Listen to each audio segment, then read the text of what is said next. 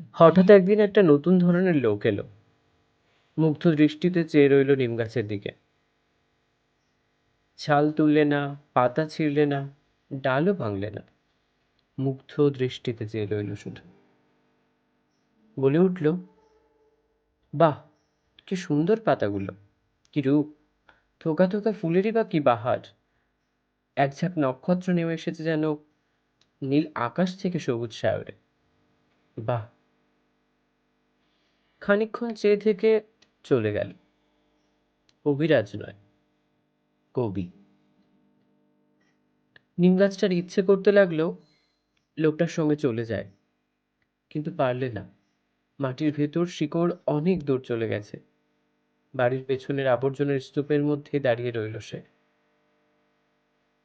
ওদের বাড়ির গৃহকর্ম নিপুণা লক্ষ্মী বউটারও ঠিক এই দশা।